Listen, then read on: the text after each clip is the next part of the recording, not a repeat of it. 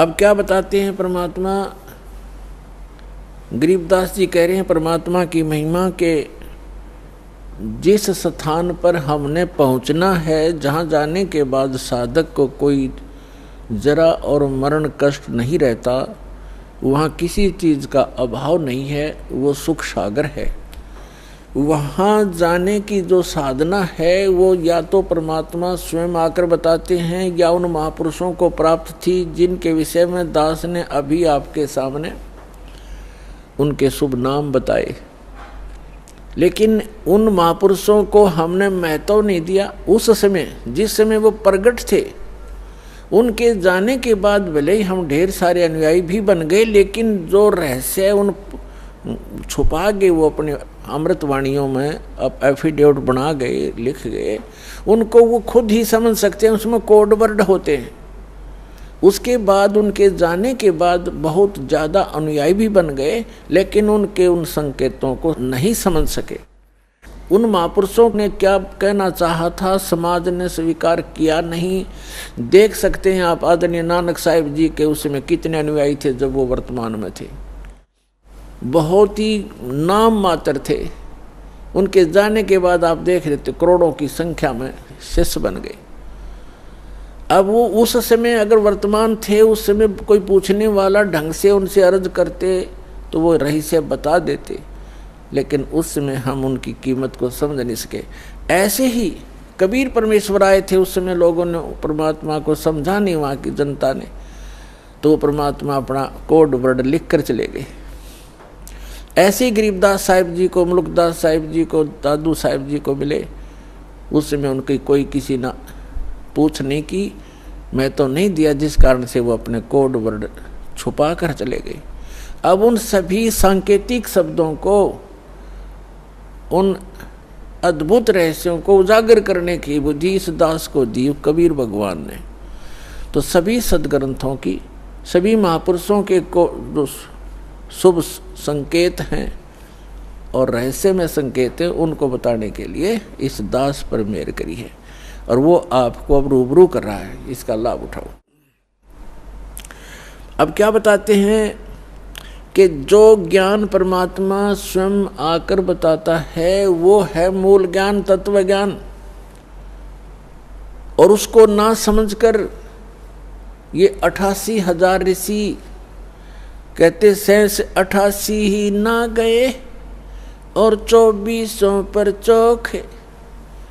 88,000 ऋषि माने जाते हैं सनातन धर्म के अनुसार, और 24 अवतार माने जाते हैं, 25वां अभी आना शेष है। तो ये बता रहे हैं कि आप बात करते हो अपनी इन साधनाओं से पार होने की, वो 88,000 ऋषि नहीं पहुंचे, और ये 24 अवतार भी उस स्थान को प्राप्त नहीं कर सके, और 33 करोड़ देवता माने जाते हैं। कहते 3300 पर तलब है, कोई बकरा कोई बोक है। सुर नर मुनिजन 33 करोड़ी, बंदे सभी निरंजन डोरी। ये 33 करोड़ देवता ये सब काल की डोर से बंधे हुए हैं, इनको यथार्थ ज्ञान नहीं। अपना आत्मा, अब यहाँ एक बहुत बड़ा जो है, बहुत बड़ी शंका पैदा हो जाती है भक्त को कि 88,000 ऋषि ऐसे महापुरुष कहलाते हैं और वो भी पार नहीं हुए। तो पुण्यात्माओं, ये कहने से नहीं, प्रमाणों से सिद्ध होगा कि न तो ब्रह्मा विष्णु महेश को ज्ञान था, और ऋषियों को तो होगा कहाँ, क्योंकि ब्रह्मा जी से ही ज्ञान प्राप्त है इनको। अब एक शब्द दास ने परमात्मा की अमर वाणी से, गरीबदास जी की वाणी से बोला है कि शेष 88 नहीं गए और 2400 पर चौक, 3300 पर तलब है, कोई बकरा कोई बोक। यानी 33 करोड़ देवता, 88,000 ऋषि, 24 अवतार जो अभी तक आ चुके, ये मोक्ष प्राप्ति नहीं कर सके। क्यों नहीं कर सके? क्योंकि इनके पास अध्यात्म ज्ञान नहीं था, वो तत्व ज्ञान नहीं था जो श्री मद् भगवत गीता अध्याय नंबर 4 के श्लोक नंबर 32 में कहा है कि सच्चिदानंद घन ब्रह्म की वाणी में वो अमृत ज्ञान, वो तत्व ज्ञान है जो उन्होंने अपने मुख कमल से बोला है। उसमें विस्तार के साथ साधना लिखी है, यज्ञ यानी धार्मिक अनुष्ठानों की जानकारी बताई है। उसको जानने के बाद मोक्ष प्राप्ति होगी। चौथे अध्याय के 34वें श्लोक में गीता ज्ञानदाता कहता है कि अर्जुन,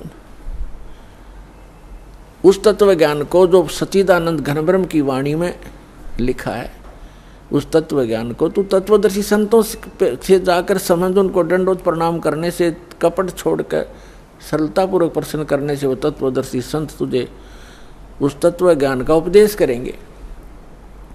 तो इससे सिद्ध है कि गीता ज्ञान दाता भी उस तत्व ज्ञान से अपरिचित है, और तत्व ज्ञान से अपरिचित है तो मोक्ष कहाँ से होगा उनका। तो ये अंडरस्टूड है पुण्यात्माओं कि अभी तक इन ऋषि महर्षियों और इन देवताओं को कख भी पता नहीं था अध्यात्म मार्ग का। केवल डरे डोते रहे, सिद्धियां प्राप्त कर लेते, आकाश में उड़ जाने की, पृथ्वी के ऊपर चलने की, सागर को पी जाने की। ये तो अपना जीवन नाश करने के एक चमत्कार हैं, और मोक्ष प्राप्ति के लिए वो मंत्र जो उसका आधार है वो इनको प्राप्त नहीं हुआ। अब इसका प्रमाण देखते हैं। श्री ब्रह्मा जी से ज्ञान प्राप्त है इन सभी ऋषि महर्षियों को, और ब्रह्मा जी को कितना ज्ञान है। ब्रह्मा जी से ज्ञान विष्णु जी को प्राप्त हुआ, और ब्रह्मा जी से ही शिव जी को ज्ञान प्राप्त हुआ। अब ब्रह्मा जी से ही देवी को प्राप्त हुआ। अब ब्रह्मा जी को कितना ज्ञान है ये बताते हैं। ये देखते हैं अपने ही सदग्रंथों में। देखिए श्रीमद् भगवद गीता, और ये सचित्र मोटा टाइप, ये यहाँ से प्रकाशित है। इसके कौन है संपादक? हनुमान प्रसाद पोदार चिमनलाल गोस्वामी, और ये गीता प्रेस गोरखपुर से प्रकाशित है। इसके आपको दिखाते हैं 28-29 पृष्ठ पे। ये है पहला स्कंद संक्षिप्त देवी भागवत देवी पुराण, और 28 पृष्ठ पे यहाँ Vyas ji, writer of the all Purana and Veda, Narad ji ने कहा, महाभाग व्यास जी, तुम इस विषय में जो पूछ रहे हो ठीक यही प्रश्न मेरे पिताजी ने भगवान श्री हरि से किया था। देवादिदेव भगवान जगत के स्वामी हैं, लक्ष्मी जी उनकी सेवा में उपस्थित रहती हैं, दिव्य कौस्तुभ मणि उनकी शोभा बढ़ाती है, वे शंख चक्र गदा लिए रहते हैं, पीताम्बर धारण करते हैं, 4 भुजाएं हैं, वक्ष स्थल पर श्री वत्स का चिन्ह चमकता रहता है, वे चराचर जगत के आश्रय दाता हैं, जगत गुरु एवं देवताओं के भी देवता हैं।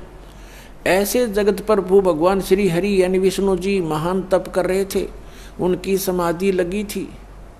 यह देखकर मेरे पिता ब्रह्मा जी को बड़ा आश्चर्य हुआ। अतः उन्होंने उनसे जानने की इच्छा प्रकट की। ब्रह्मा जी ने पूछा, प्रभु आप देवताओं के अध्यक्ष, जगत के स्वामी, भूत भविष्य एवं वर्तमान के सभी जीवों के एकमात्र शासक हैं। भगवान फिर आप क्यों तपस्या कर रहे हैं और किस देवता के आराधना में ध्यान मगन है? मुझे असीम आश्चर्य तो ये हो रहा है कि आप देवेश्वर एवं सारे संसार के शासक होते हुए भी समाधि लगाए बैठे हैं। ब्रह्मा जी के विनीत वचन सुनकर भगवान श्री हरि उनसे कहने लगे, ब्रह्मन सावधान होकर सुनो, मैं अपने मन का विचार व्यक्त करता हूँ। देवता, दानव और मानव सब यही जानते हैं कि तुम सृष्टि करते हो, मैं पालन करता हूँ और संकर संहार क्या करते हैं, किंतु फिर भी वेद के पारगामी पुरुष अपनी युक्ति से यह सिद्ध करते हैं कि रचने, पालने और संहार करने की यह योग्यता जो हमें मिली है, इसकी अधिष्ठात्री शक्ति देवी है। वे कहते हैं कि संसार की सृष्टि करने के लिए तुम में राजसी शक्ति का संचार हुआ है, मुझे सात्विक शक्ति मिली है और रुद्र में तामसी शक्ति का आविर्भाव हुआ है। उस शक्ति के अभाव से तुम इस संसार की सृष्टि नहीं कर सकते, मैं पालन करने में सफल नहीं हो सकता और रुद्र से भी संहार कार्य होना भी संभव नहीं। ब्रह्मा जी हम सभी उस शक्ति के सहारे ही अपने कार्य में सदा सफल होते आए। सुवर्त प्रत्यक्ष और परोक्ष दोनों उदाहरण में तुम्हारे सामने रखता हूँ, सुनो। यह निश्चित है कि उस शक्ति के अधीन होकर ही मैं शेष नाग की सैया पर सोता हूँ और सृष्टि करने का अवसर आते ही जाग जाता हूँ। मैं सदा तप करने में लगा रहता हूँ। उस शक्ति के शासन से कभी मुक्त नहीं रह सकता। कभी अवसर मिला तो लक्ष्मी के साथ सुखपूर्वक समय बिताने का सौभाग्य प्राप्त होता है। मैं कभी तो दानों के साथ युद्ध करता हूँ। अखिल जगत को भय पहुँचाने वाले दैत्यों के विकराल शरीरों को शांत करना मेरा परम कर्तव्य हो जाता है। फिर यहाँ बताया है, मुझे सब प्रकार से शक्ति के यानी दुर्गा के अधीन होकर रहना पड़ता है। उन्हीं भगवती शक्ति का यानी दुर्गा जी का मैं निरंतर ध्यान किया करता हूँ। मैं उसी की भक्ति करता हूँ, साधना करता हूँ। ब्रह्मा जी, मेरी जानकारी में, मेरे स्पिरिचुअल नॉलेज में इन भगवती शक्ति से यानी दुर्गा जी से बढ़कर दूसरा कोई देवता नहीं, भगवान नहीं। अपने आत्मा श्री ब्रह्मा जी, श्री विष्णु जी, नारद और व्यास जी के ज्ञान के सतर का अपना पता लग गया कि ब्रह्मा जी तो श्री विष्णु जी को सर्वेश्वर, सब जगत का रचनहार, सबका पालनहार बता रहा है। और विष्णु जी कह रहे हैं मैं तो दुर्गा से ऊपर कोई भगवान नहीं मानता, दुर्गा ही सब कुछ है और मैं उससे ऊपर किसी भगवान से, किसी देव से परिचित नहीं हूँ, उससे ऊपर कोई शक्ति ही नहीं है। आ गया सत्र श्री विष्णु जी के ज्ञान का। और इन्हीं से ज्ञान प्राप्त अब श्री शंकर जी को। अपने आत्मा श्री देवी जी कैसा ज्ञान रखती हैं, उनके पास ले चलते हैं आपको। ये देखिएगा 562 पृष्ठ पर 7वां स्कंद, इसी पवित्र पुराण का 7वां स्कंद, संक्षिप्त देवी भागवत 562 पृष्ठ पे देवी का द्वारा हिमालय को ज्ञानोपदेश। देवी जी हिमालय राजा को ज्ञान बता रही है और ब्रह्म के विषय में जानकारी दे रही है, ब्रह्म स्वरूप का वर्णन।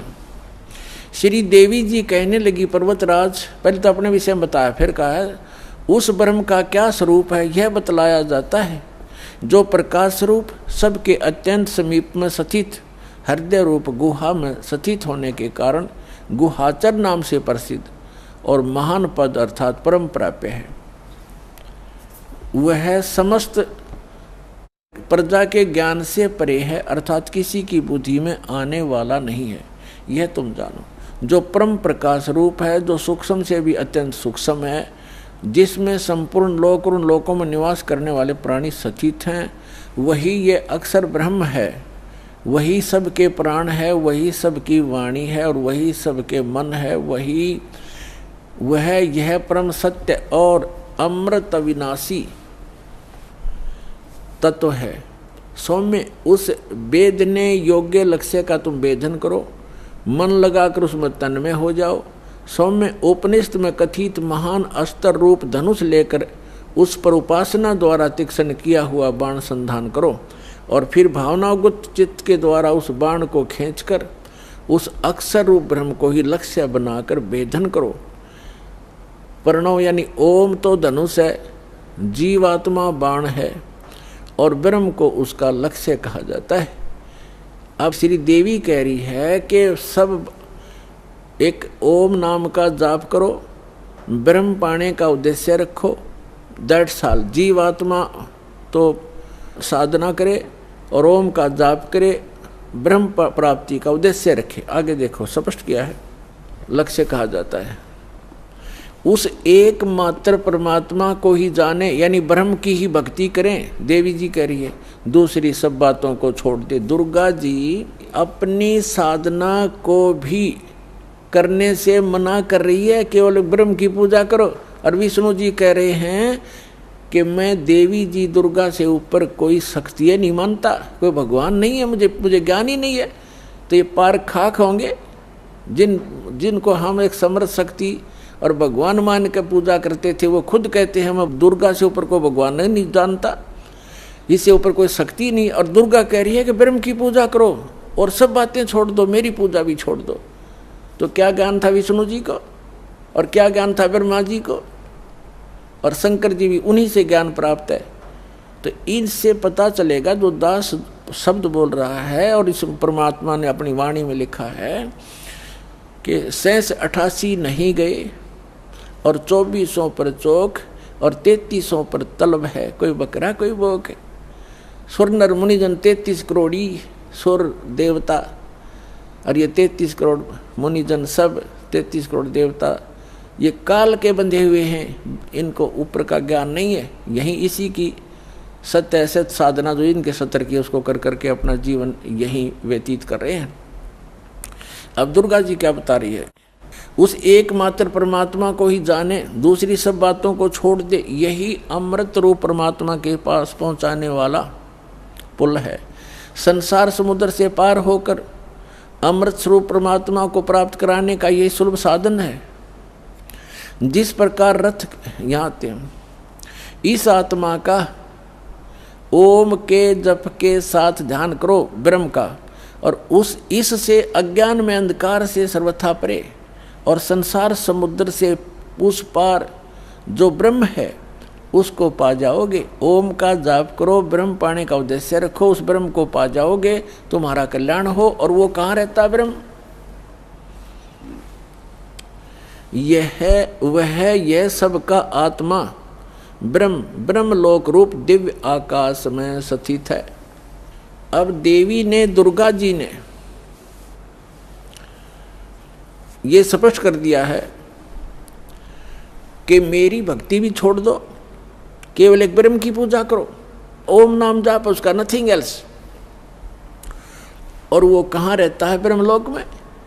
बस देवी जी ने जो साधना बताई है वो अपने से भी अन्य भगवान बताया है ब्रह्म, उसका केवल एक ओम मंत्र बताया है। ओम मंत्र के जाप से कहाँ जाएगा प्राणी? ब्रह्मलोक में चले जाओगे, तुम्हारा कल्याण हो। इतना कल्याण हो सकता है ओम से। अब गीता ज्ञान दाता ये ब्रह्म है। गीता अध्याय नंबर 8 के श्लोक नंबर 13 में गीता ज्ञान दाता कहता है, ओम इति एकाक्षरम ब्रह्म व्यवहारण मामनुसमरण ये प्रियाति तजन देहम सयाति परमाम गतिम। माम ब्रह्म, ये अनुवाद करता हूँ ना, थोड़ी गलती कर रखी है इसमें। मुझ ब्रह्म का केवल एक ओम मंत्र है। आपको दिखाते हैं श्रीमद् भगवद गीता, देखिएगा। ये जयदयाल गोविंद का इसके अनुवादक हैं और गीता प्रेस गुरुपर से ये प्रकाशित है। गीता अध्याय नंबर 8 के श्लोक नंबर 13 में आपको दिखाते हैं। श्रीमद् भगवद गीता अध्याय 8 और श्लोक नंबर 13 में। इसमें हम संस्कृत भी पढ़ेंगे। ओम इति एकाक्षरम ब्रह्म व्यवहारण माम अनुसमरण ये प्रियाति तजनदेहम सयाति परमाम गतिम। ये क्या कहता है? माम ब्रह्म, मुझ ब्रह्म का केवल एक ओम अक्षर है। ओम यह एक अक्षर है, नथिंग एल्स। उच्चारण करके सिमरण करता हुआ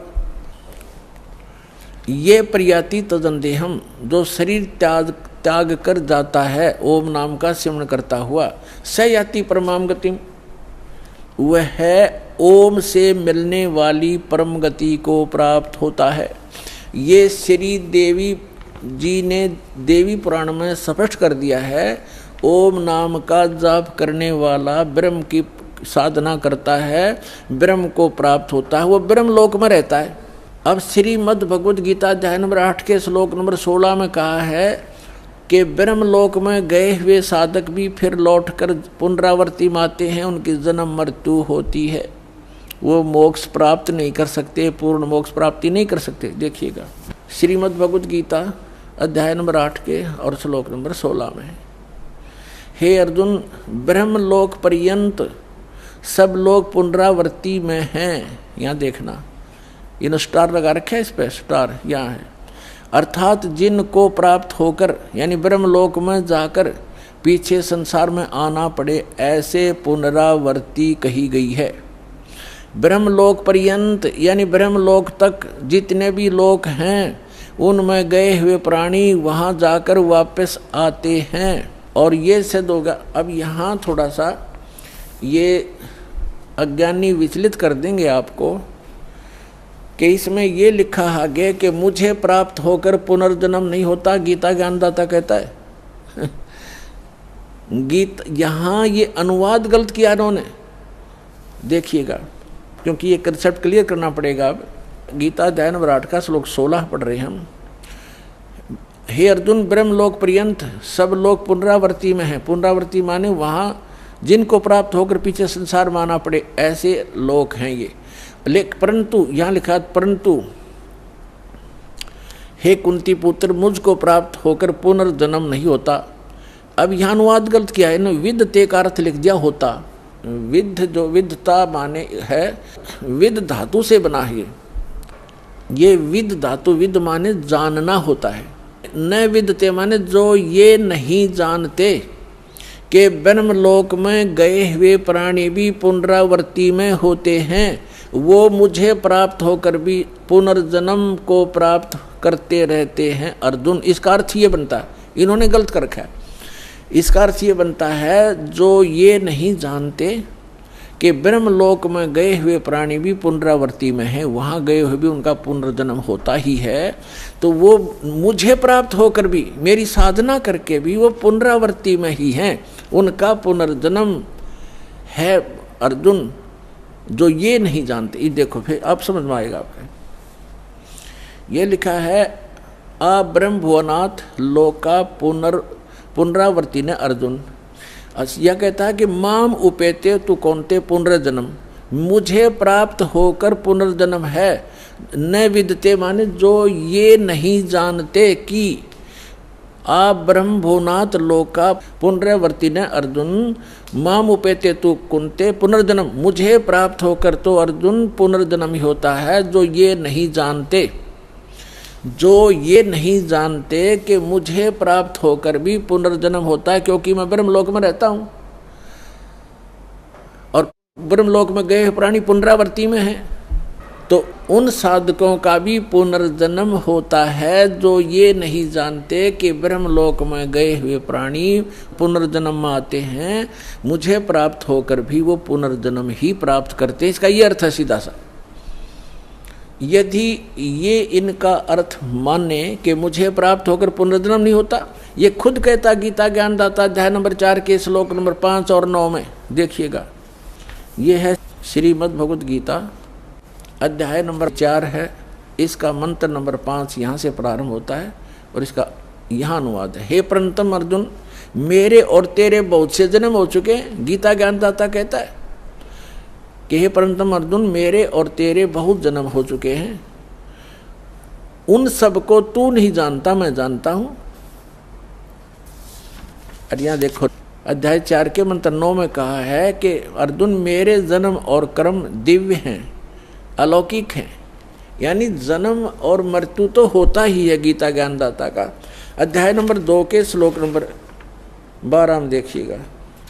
ये देखो श्रीमद् भगवद गीता और श्लोक नंबर ये 12, इसमें कहा कि न तो ऐसा है कि मैं किसी काल में नहीं था, अथवा तू नहीं था, अथवा ये राजा लोग नहीं थे, और न ही ऐसा है कि इससे आगे हम सभी नहीं रहेंगे। इससे सिद्ध है कि गीता ज्ञानदाता कहता है कि तेरे और मेरे पहले भी जन्म हुए हैं और आगे भी होते रहेंगे।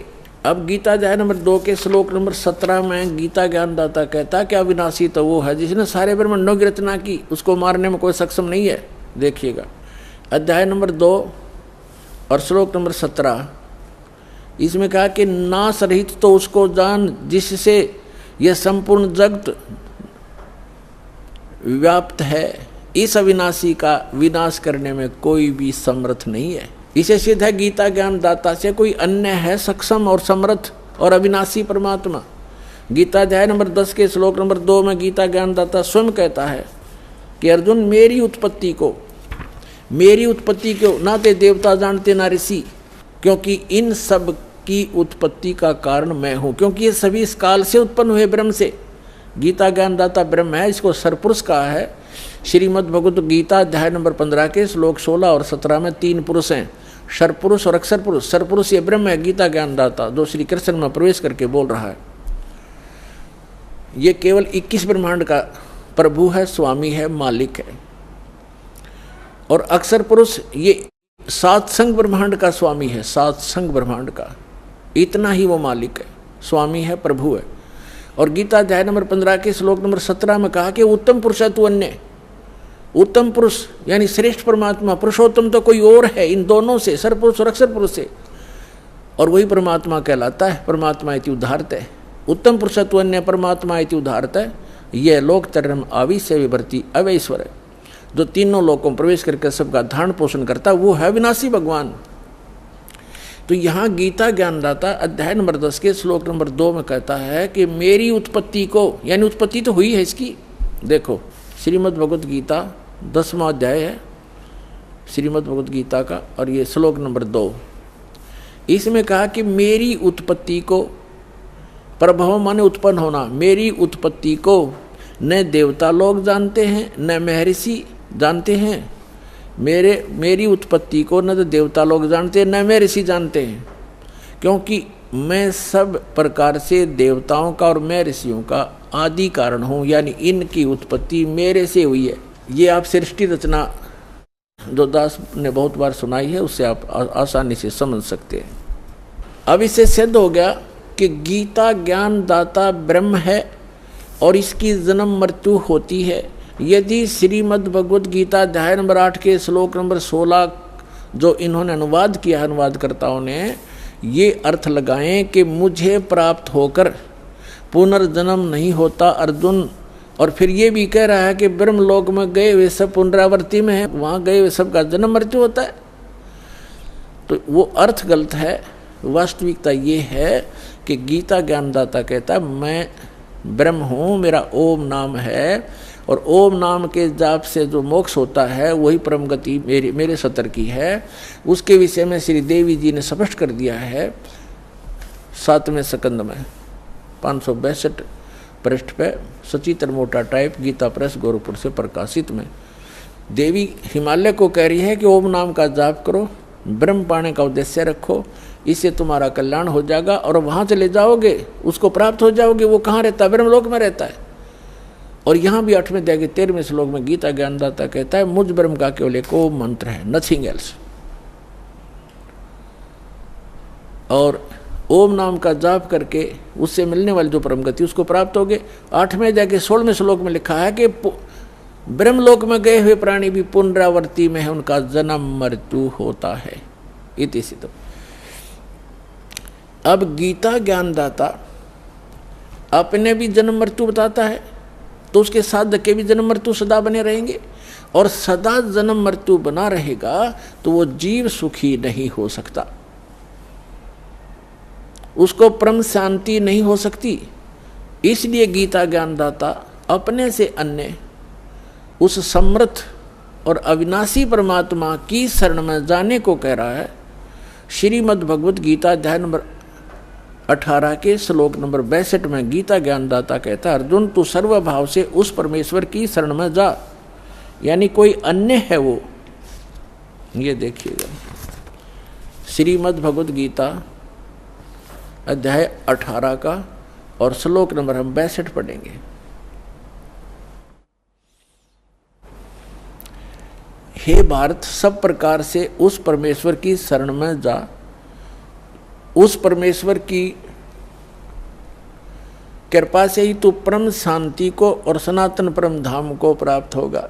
इससे सिद्ध हो गया कि गीता ज्ञान दाता की साधना से न तो परम शांति हुए, न वो शाश्वत स्थान मिला जो कभी नष्ट में नहीं आता, कभी नाश नहीं होता।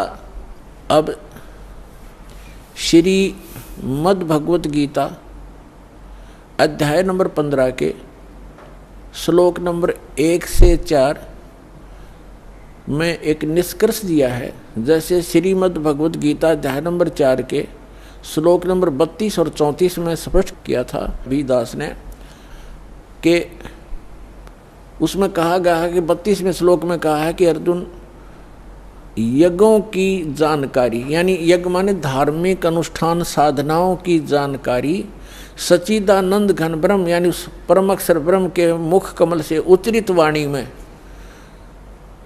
वो बोली गई है, वो तत्व ज्ञान है, उसमें विस्तार से कही गई है।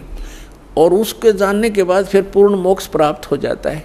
चौथे अध्याय के 34वें श्लोक में कहा कि वो तत्व ज्ञान जो सच्चिदानंद घन ब्रह्म यानी सत्य पुरुष अकाल मूर्त स्वयं अपने मुख कमल से आकर बोलता है, वो तत्व ज्ञान है। और उस तत्व ज्ञान को तू तत्वदर्शी संतों के पास जाकर समझ, उनको दंडोत प्रणाम करने से, कपट छोड़कर सरलतापूर्वक प्रश्न करने से वो तत्वदर्शी संत तुझे उस तत्व ज्ञान का उपदेश करेंगे। इसे सिद्ध हो गया कि गीता ज्ञानदाता अपने से अन्य किसी परमात्मा के बारे में जानकारी दे रहा है और उस ज्ञान से वो गीता ज्ञानदाता भी परिचित नहीं है। तो उस तत्व ज्ञान का जो तत्वदर्शी संत से पूछने को कहा है, उसकी पहचान बताइए 15वें अध्याय के प्रथम मंत्र में, कि जो संत इस उल्टे लटके हुए संसार रूपी वृक्ष के यानी ऊर्ध्व मूलम अधः शाखम अश्वत्थम प्राहु अव्यम, ऊपर को जड़ वाला नीचे को शाखा वाला, ऊर्ध्व मूलम अधः शाखम अश्वत्थम प्राहु अव्यम छंदासी यस्य प्रणानी ये तम वेद स वेदवित। इसमें क्या बताया है कि ये उल्टा लटका हुआ संसार रूपी वृक्ष है अर्जुन, ऊर्ध्व मूलम अधः शाखम, ऊपर को जड़ और नीचे को शाखा, यानी ऊपर सतलोक में जो परमात्मा रहता है वो मूल है सभी संसार रूपी वृक्ष का। और जैसे पूरे वृक्ष को, पूरे पौधे को, पूरे पेड़ को आहार कहाँ से मिलता है? मूल से प्राप्त है, जड़ से। तो वो सबका पालनहार, सबका धारण पोषण करने वाला वो मूल परमात्मा, वो मूल मालिक तो ऊपर है।